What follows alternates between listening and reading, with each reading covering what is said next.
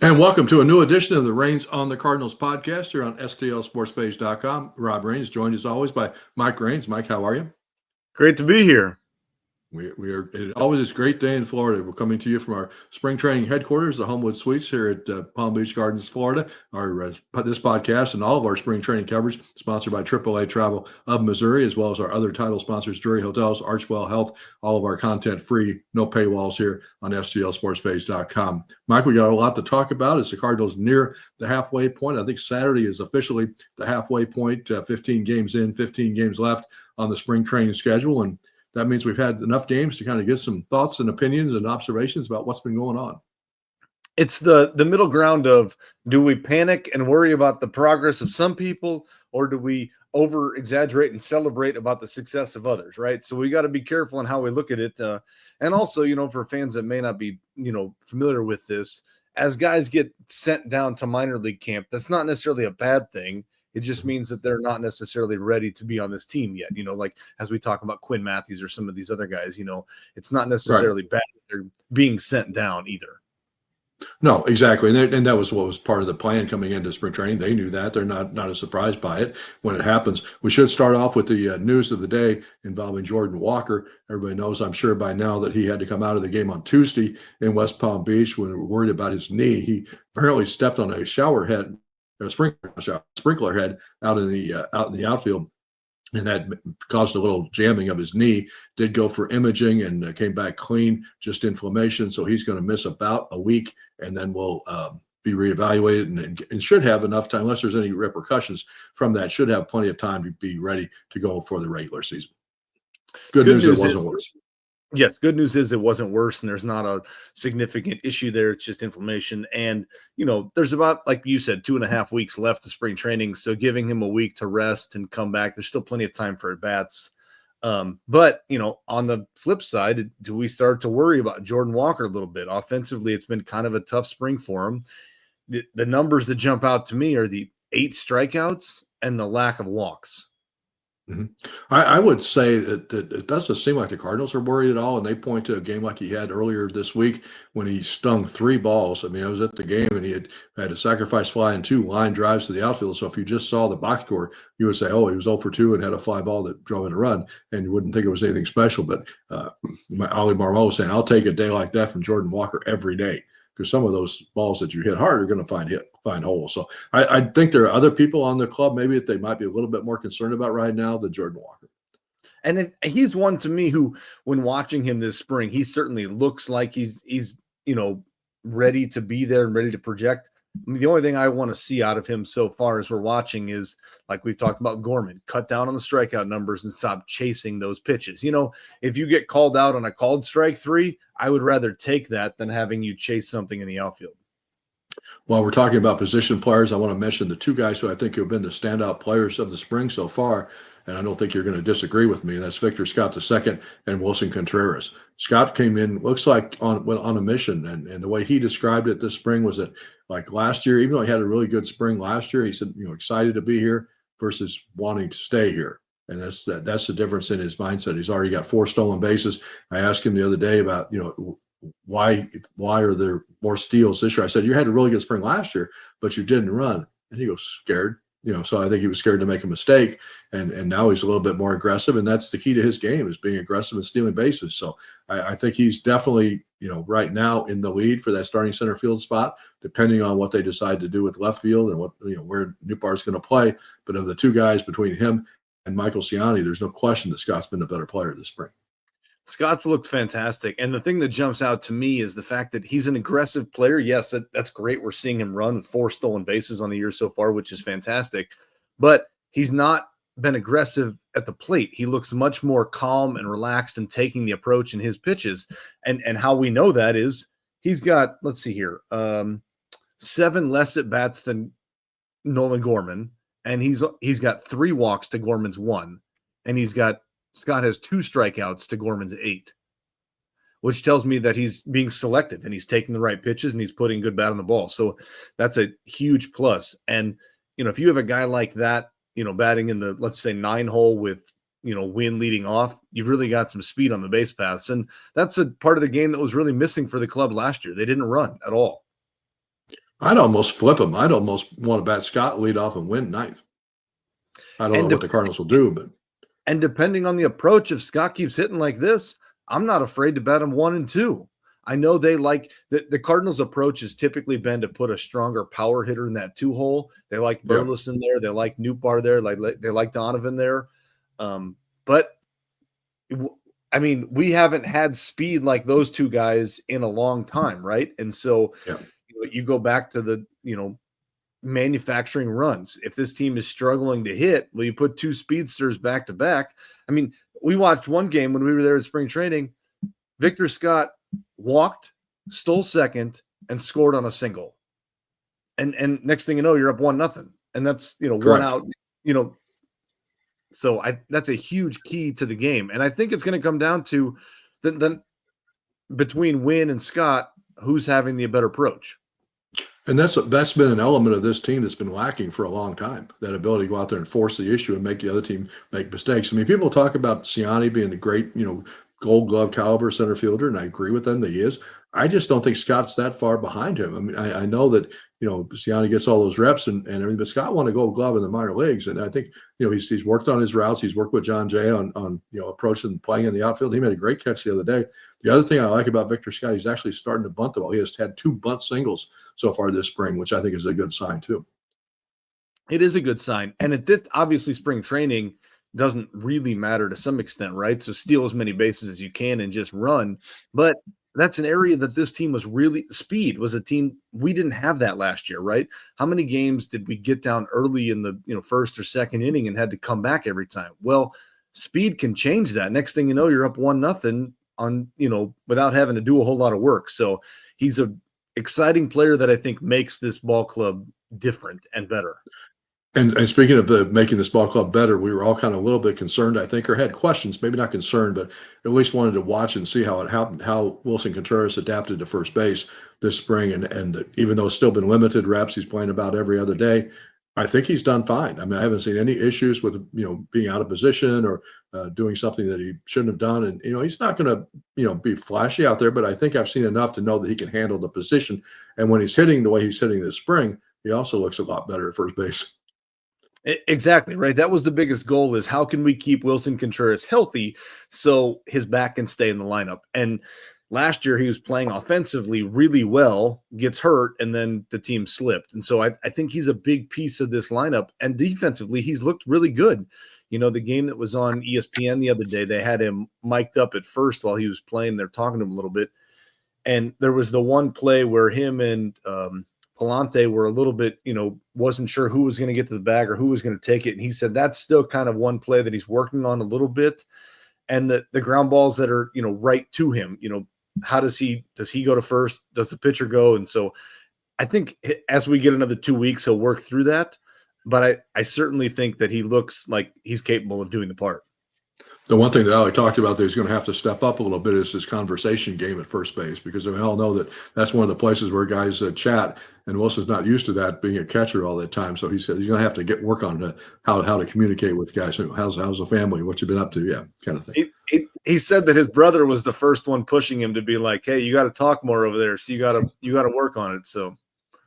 Speaking of working, there's a couple guys on the pitching side too that we want to highlight. And then we're going to obviously get some other guys that are not as positive news there, but we thought we'd start out with the positive side. I think the best pitcher in this camp so far this season, and I think you can look at it statistically and it says that, but just watching him as well, is Matthew Libator. He's retired 21 of the 22 hitters he has faced this spring and just has looked terrific. He's looked really good. And I think, originally we looked at him and thought long-term he projects to be a starter, but right now he seems to have really strived in that bullpen role, and righties, lefties doesn't seem to matter. He's been a huge piece. And so, as you look toward the back end of that bullpen, he may be a guy that slides into that 7th or 8th inning role there to shut him down. Yeah, we know there's an 8th inning opening because of Kittredge moving on to Baltimore as a free agent, so that how they get to the ball to Ryan Helsley is going to be really important. And I think you've seen 2 guys step up who maybe can move into that role. The other guy who's pitched really well this spring is Ryan Fernandez. So I think you're looking at maybe a combination of 3 guys, of Libator, Fernandez and JoJo Romero as being your primary seventh, eighth inning guys, and then you got O'Brien and some of those guys. Maybe a guy like Gordon Graceffo, who's had a good spring, can work his way into that mix as well in the middle innings relief. So I think they've found some guys in that bullpen that I think are going to have roles to fill, and they're going to be able to do it well when the season starts.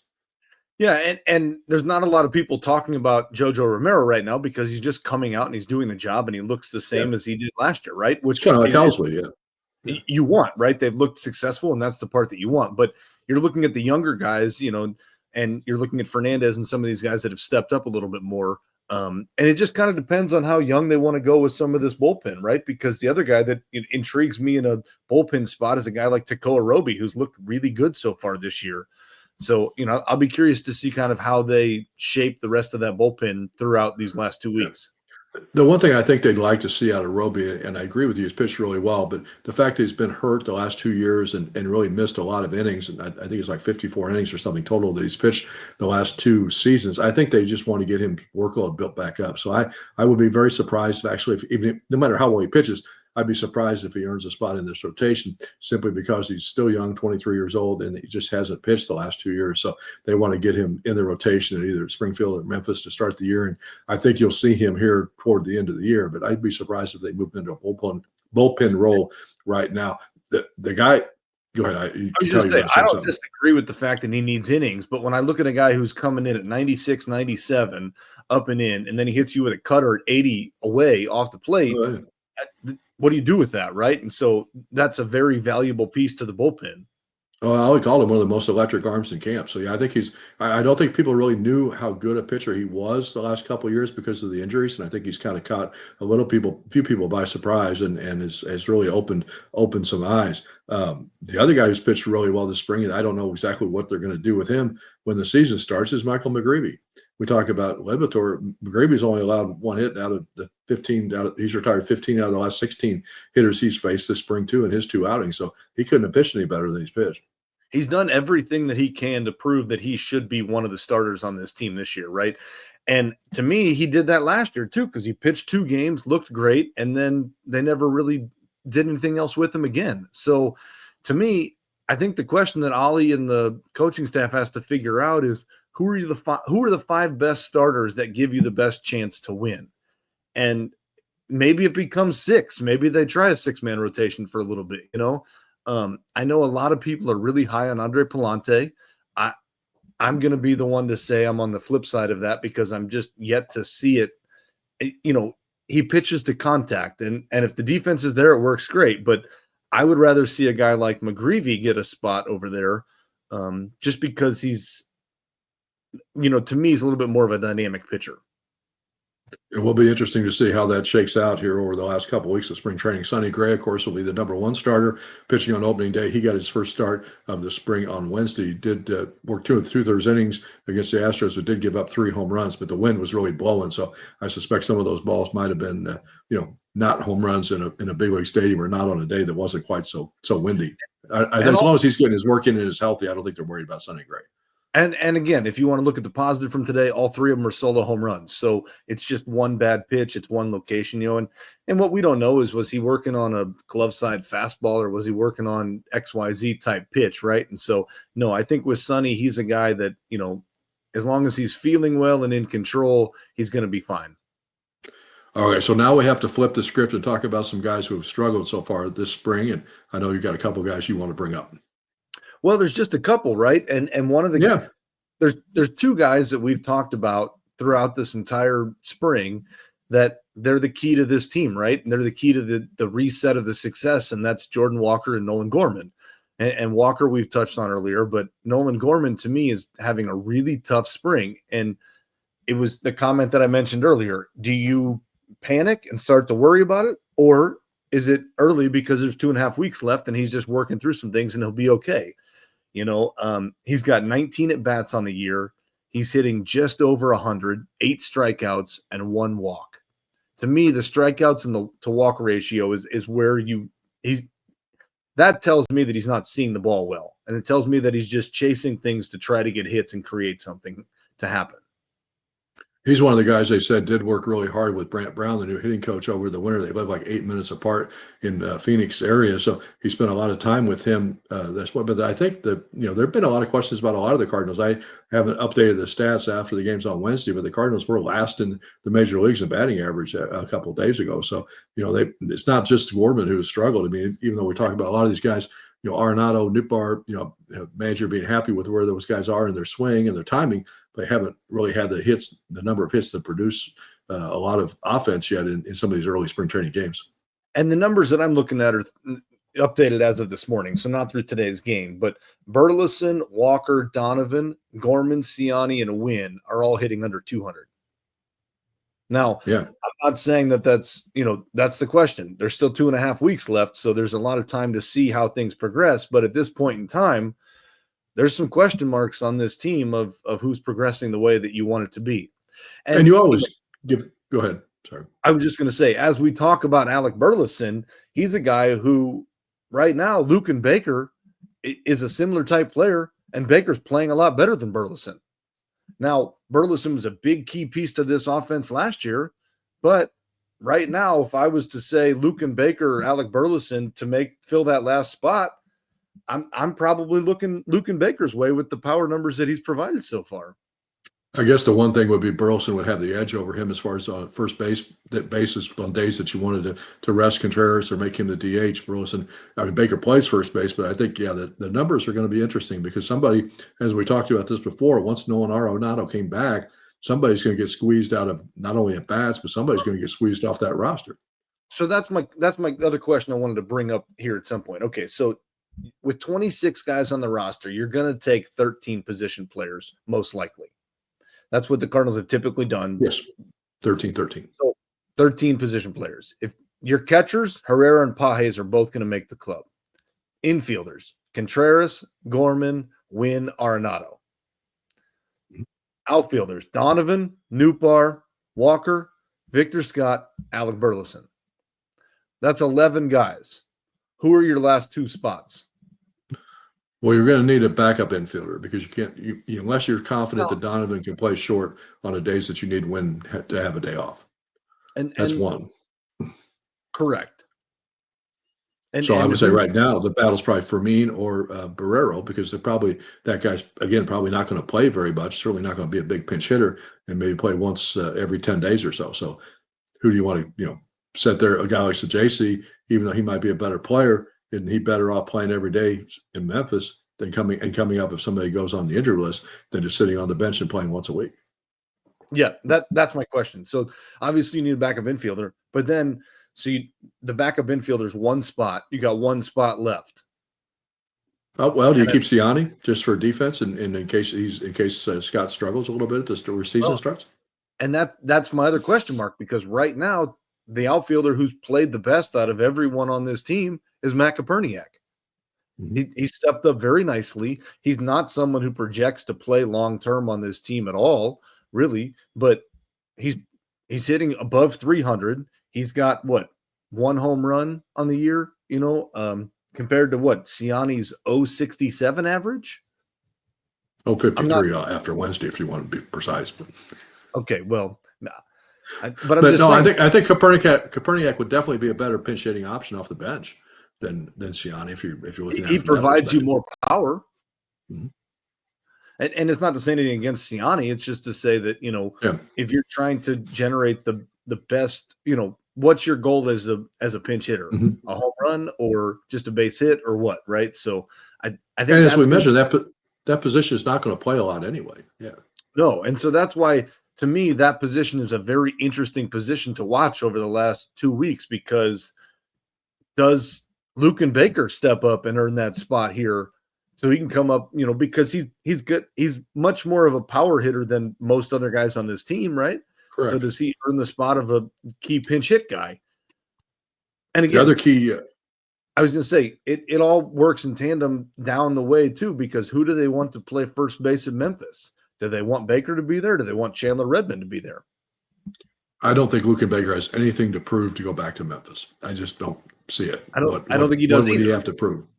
if he can't earn a spot on this roster, he needs to go somewhere else. They need to move him to a club where he can play in the big leagues. And I think if he goes to somebody like Colorado, he could hit 25 home runs. White Sox, Angels. I mean, there's a lot of teams I think he could play for. The other guy that I thought was kind of in the same category as Baker, as far as me having a tough time to make a spot on this roster, and again, no reason really to go back to Memphis. But now we found out he's hurt. Is Zach Thompson? He's dealing with a lat strain. He's not going to throw a baseball for 3 to 4 weeks, so he's looking at probably being out till sometime in May, once you ramp back up and start basically his own spring training again. So a tough break for Zach Thompson. The Cardinals really have been pretty lucky this spring as far as injuries go, but that's one that's going to hurt them a little bit. Yeah, that's one that's going to be tough for sure, because he was a nice addition to this club last year when he was healthy. And so the bullpen is definitely a exciting race to watch over the last 2 weeks here, to see kind of who solidifies that role and where they see those guys go. Speaking with Mike Raines here on the STL Sports Page Raines on the Cardinals podcast for a couple more minutes, brought to you by AAA Travel of Missouri. One of the columns I'm going to do here in a couple of days is actually some of the got to grow off of our conversation here about how a lot of people always start asking me a conversation about what does Rob think about. And so now we've got enough things to do to talk about. So we have some thoughts and observations in a column coming up here in the next couple of days as we get close to that midway point of the spring training schedule. Also, I hope everybody had a chance to read the story that we wrote earlier this week about Cesar Prieto. Even though he's not going to make the ball club, probably be going back to Memphis, he has a great story to tell about how his nerves and how scary it was when he escaped from Cuba 4 years ago. And he opened up and talked about that. And I hope it's elsewhere on the website here. So if you haven't had a chance to read that story, I would encourage you to check it out, because it's, he has a really interesting story and all the fears that he had to overcome and leaving his family behind in Cuba. And people just don't think about all the obstacles that a lot of those guys have coming from foreign countries, especially Cuba. Far different than any other country. So easy guy to root for, and you hope for success for him, and how he made that decision to get out of Cuba when he could. And it's interesting. I think people will enjoy that story as well. A couple other things, of course, obviously check out all of our daily Jupiter Minute kind of gives you the highlights on the video, but the postcards, I think, go in a little bit more in depth with analysis and kind of updates on what's going on. Two things coming up. You're going to be back in Florida here in a few days, because we have our annual spring training bash at the Homewood Suites Hotel. Pleased to announce that our two special guests will be Pedro Pages and Thomas Ajacey, both of them really good guys, and very kind of them to come over and spend some time with the fans. If you are coming, we would like you to RSVP rainsonthecardinals.com so you can tell us that you're coming here, how many, just so we can have an approximate idea of food and drinks available. So got to plan ahead for that. It's Tuesday, March the 11th, right after the ball game here in the lobby of the Homewood Suites on Donald Ross Boulevard. And even if you're not coming down to Florida, we encourage you to sign up for our NCAA Bracket Challenge. We're going to be doing that again coming up. Selection Sunday on March 16th. We'll be here before we know it. Some great prizes, for 3 great prizes. And we usually get quite a few people playing in this tournament. 2 nights at a Drury Hotel, free certificate in any Drury Hotel, and like 130 locations or whatever they have now. So we encourage you to participate. And as we all know, Mike, because you and I play in a lot of NCAA basketball tournament challenges, a lot of college basketball knowledge is not necessarily helpful in winning this thing. It's not, no, but it is an exciting time and always a great tournament and fun to be a part of. And I don't think your Jayhawks are going to be going as far as you would hope this year. Probably not. We'll have, if you're going to be in the Homewood Suites area or the Jupiter area for Selection Sunday, we'll have a pizza party. You can get all that information elsewhere on the website to come down and watch the show with us. Mizzou, Illinois, of course, always a good time to see if where those teams are going. We know they're going, just a question of where and what seed they get. So you can find out all of the information on all of those events. Our party at the Homewood Suites on Tuesday, as well as the Selection Sunday and the Bracket Challenge. All those stories will be available up on stlsportspage.com. So what's the number one thing that you're looking for as we head into the I have one more rest question of spring training? Okay. In the spirit of your new news article about what do you think about this? Mm-hmm. As we sit today, how do you see the starting rotation shape out? Who's your 4th and 5th guys in the starting rotation as we sit today? Because we know that Fetty, Sonny Gray, Miles Michaelis, we know that they're going to be there. But how are you filling out that 4 and 5 spot right now? I think Palante's in the rotation. I'd be surprised if he's not. So I think it comes down to they want to go 6 starters or they want to go 5. And then who is the guy moving to the bullpen? Is it Matz or is it McGreevy? It may come down to a simple thing of like you've already got two left-handers in the bullpen that I think are locked in Libator and Romero. Do you want a third left-hander? Is that John King? It might have potentially been Zach Thompson before he got hurt. Or would that third left-hander be Steven Matz? Or do you want to go with two left-handers and go with another right-handed pitcher, which you could put McGreevy out there? So I think that's going to be a really interesting decision. I would be surprised if they go to six-man rotation.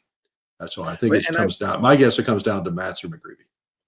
And Matz has pitched really well so far this year. I don't know what what more he's supposed to do. He obviously hasn't pitched a ton yet, but nobody has. Yeah. He's given up one run, I think, so far in any of his outings. He's looked really good. So I'd be curious to see how he finishes out the rest of the 2 weeks too. So I would say the fifth spot on the starting rotation is one battle that I'm looking to see forward to the next 2 weeks.